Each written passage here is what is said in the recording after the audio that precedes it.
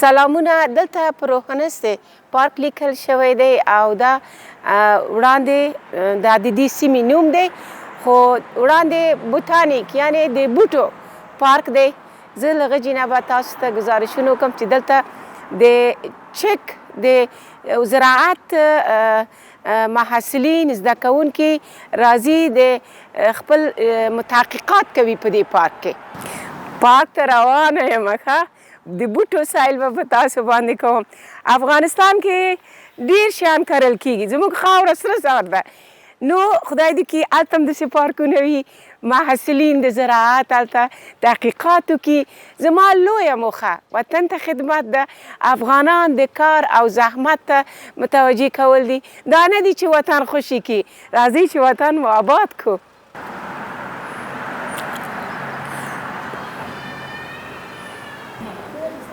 دلته مخامخ تاسې ګورئ، دلته آفس ده چې دلته ټکټ خرڅېږي او دې چې دفتر نه موږ ټکټ اخلو. دا نه په 100 کرونه دي، 200 کرونه شو.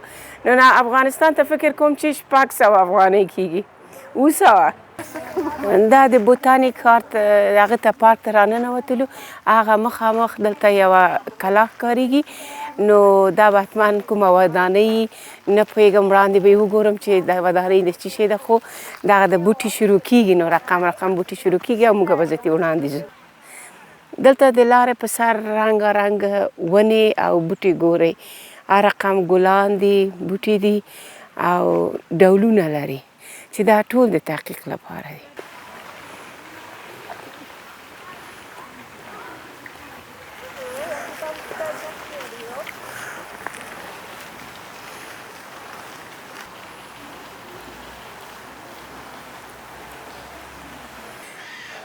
دا پارک چې دی، دا چک چې دی، دا ټول غرایز وطن دی. اوس دا داسې لکه هوار نه دی که نه، نو اوس دا همدغه پارک دی او لاندې کته کېږو، ولې په دا غرایزه سیمه تپو او غره کې جوړ شوی دی. لاندې ګورو چې نور څه رقم بوټي دي. تاسې ګورئ دا له پاسه عکاسي شوی دی، لاره ده، لاندې اوبه روانې دي او رقم بوټي دي، رنګارنګ ونې دي چې دا ټول محصلین راځي او د هرې ونې باره کې دوی خپل تحقیقات کوي.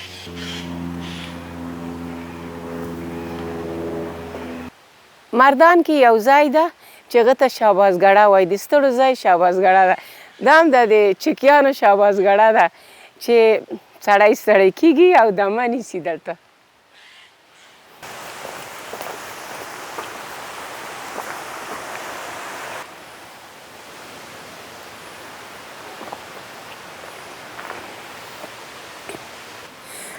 دا یو ډول خاص بوټي دي چې دا کرل شوي دي او داسې منظم جای ورته هغه کړی دی چې زه نه پوهېږم، ما سره کوم هغه نشته دی چې د دې بوټو باره کې معلومات راکړي، خو دوی د خپلو زده کوونکو لپاره ډېر ښه سهولتونه او ډېر ښه زمینه یا د تحقیق هغه یې ورته برابر کړی دی. دا وګورئ، په دې غره کې په تیږو کې ډیر ښایسته بوټي دوی کرلي دي چې دا به ځان ته نوم لري او دا هم یو ډول ښایسته بوټي دي چې دا به بیا زده کوونکو ته وایي چې د دې بوټي نوم څه شی دی او څه فایدې لري.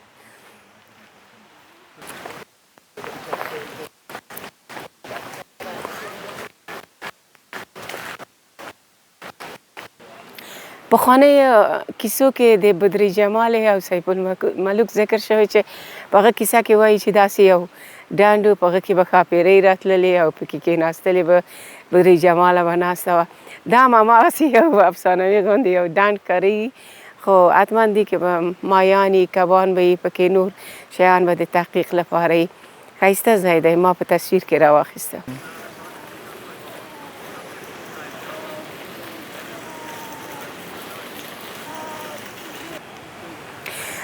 د زده کوونکو او محصلینو نه پرته عام خلک هم راځي، ټکټ کوي. تاسې ګورئ چې دلته چکان ډېر سپي ساتي، هر کورنۍ سره یا جوړې سره یو سپی ښکارېږي او د سیل لپاره راځي.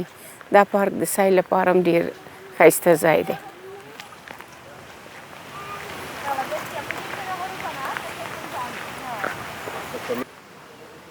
دا ونې ګورئ مختلفې رنګارنګ ونې دي، زیړې، شنې او بېل رنګ ونې دي. خو دا ونې چې پاسه ګورئ لاندې اوبو کې وګورئ د دوی عکس ښکارېږي. دلته کوم شاعر نشته چې شاعري وکړي. ښایسته ځای دی شاعرانه.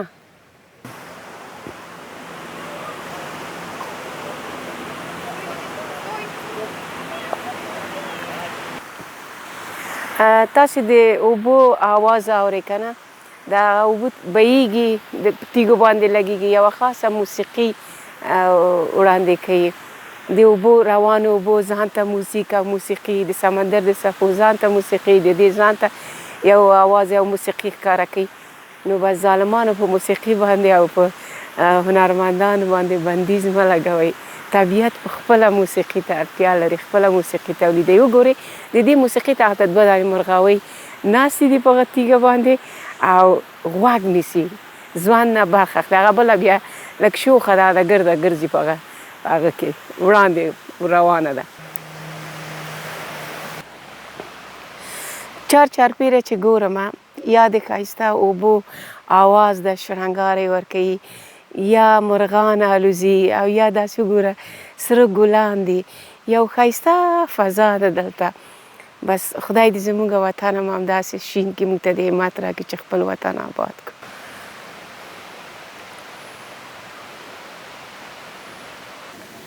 دا ونې ګورې څومره ښایسته دي، جالبه ونې. دا رقم ونې به زموږ په وطن کې نه وي.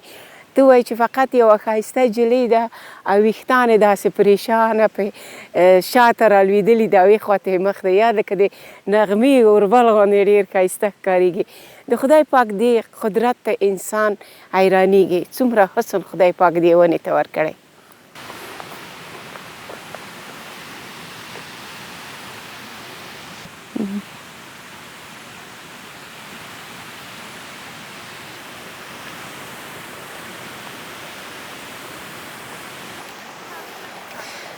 دا دی د تاسو ټولو په یاد باندې دې ونو ته راغلم، د ښایسته ونو ته راغلم او دا ما کلک ونیول. په دې باندې ټال هم خوړل کېږي که ته ځان راکش کړې او ټال پرې وخورې. څنګه ښایسته اوبه دي، دا لکه شرنګاری کوي، لکه د لوګر ویالې، لکه د ننګرهار ویالې. ډېرې ښایسته اوبه دي او داسې روانې دي، سړي ته خوند ورکوي. د وطن مینه مې په زړه کې را تازه شوله. خدای مې د وطن آباده کړي چې زه درسم هلته ویډیوګانې وکړم.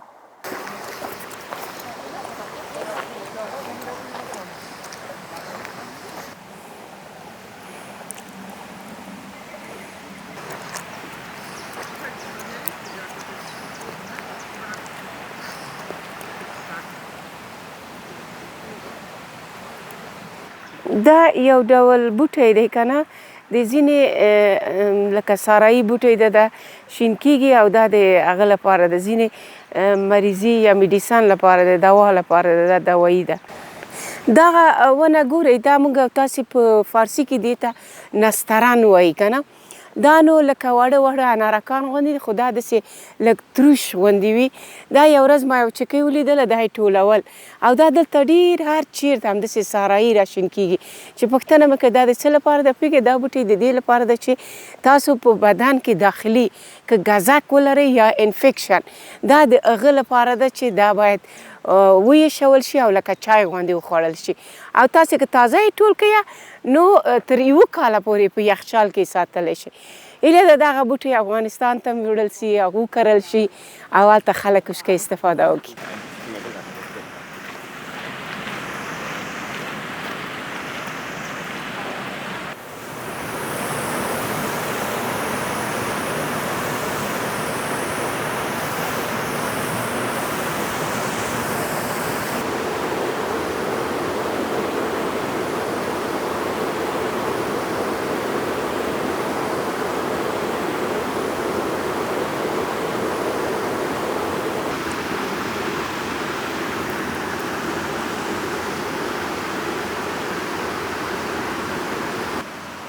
څنګه ښایسته یخ سوری د دلته شین جای دی چې دلته مې یو شی ورکړی شین چای وای او ښه ښایسته مساله داره ګوړه وای او په دې هغه کې مې تال اچولی او تر بېګا پورې به مې تال زنګېدمه په دې ونه کې.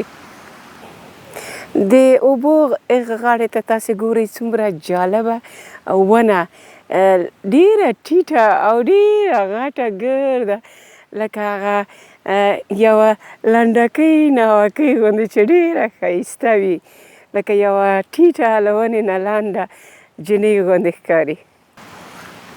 تاسو نو نظارې کوئ او مزې کوئ، خوشحاله اوسئ.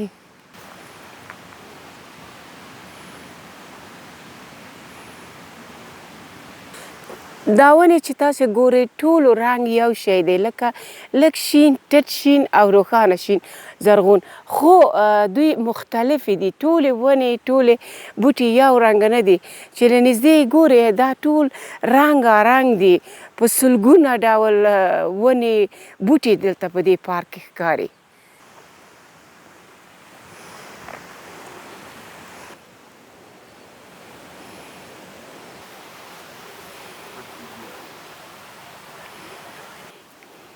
د نورو ونو څخه جلا رنګ، تکه سرې پاڼې او منځ کې بیا داسې شنې زیړې زرغونې پاڼې لري. ښکلې ونه ده. دومره غټه ونه چې دوه کسه هم سره ودرېږي او لاسونه سره ورکړي نه کېږي. فکر کوم 3 کسه به سره ودرېږي او لاسونه غېږه وشکه راچارپې کړي. ډېره غټه ونه ده. شاه سود وایي چې شیخه وړاندې میکده ده، دا دې لاره دا مې لاره.